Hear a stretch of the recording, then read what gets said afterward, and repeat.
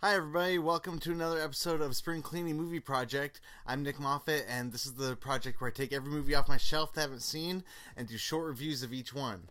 So, a couple days ago, I finished watching Showtime. I have Showtime on VHS. I think this is another one that I got from Andrew's mom's collection when she was getting rid of all of her tapes, and she gave me all of them. So, this one's been on my shelf for about 6 months to a year, and honestly, I'd never heard of it before this one. Before watching it, it's just kind of one of those movies. It stars Robert De Niro and Eddie Murphy. Rene Russo makes an appearance, and William Shatner. I don't know. It's pretty bad. It's not a memorable movie by any means. It's kind of like the worst parts of Rush Hour and Lethal Weapon and reality TV. Just kind of the worst parts of all three of those things. It's like basically Robert De Niro is a no-nonsense kind of detective. Eddie Murphy is a cop who wants to be an actor. And De Niro gets in some trouble when he destroys a camera. That's like there's a camera crew that's following him around in the beginning. He destroys a camera, and somehow it's agreed upon that he has to be in a TV show.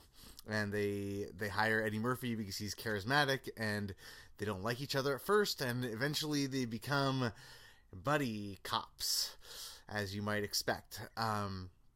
They find out that there's this guy who has this big gun that's like the dream gun that doesn't really exist, but it does exist, and they have to get that weapon off the streets, so they have this case of finding him. They find him and they stop him, and the climax of the movie, I'm just gonna give it away.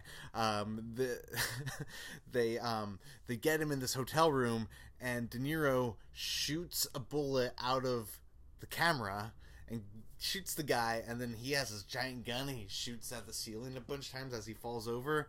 Turns out there's a pool above them at the hotel, and all the water comes through and the crashes down, and Murphy and De Niro go falling out of a window, but they're handcuffed together, and they get saved by getting stuck on a post with the handcuffs on both sides as they hang there. And I think that's symbolizing that they're connected as friends and partners now.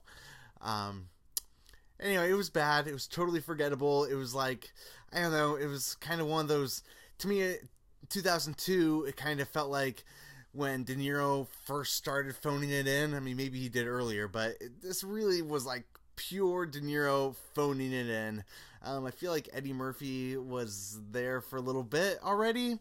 I don't know. I was actually thinking about Eddie Murphy a lot, and I actually feel kind of bad because I feel like I missed out on Eddie Murphy. Like, I grew up watching like Nutty Professor. Like, that was like the Eddie Murphy that I knew growing up, so I missed out kind of on his classics. I didn't really see them until way later.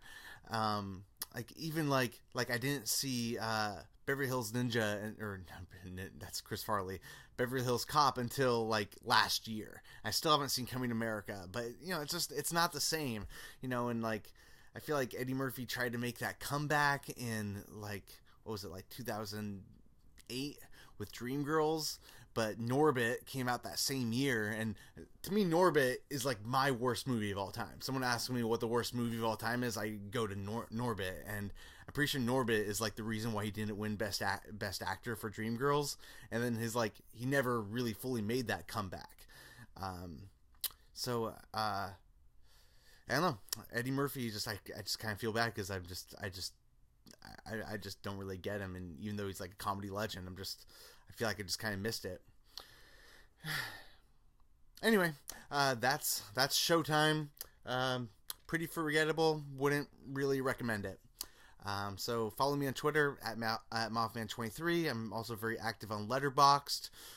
Nick Moffat is my name on there. And listen to our podcast when you get a chance. So that's Spring Clean Movie Project. Check you later.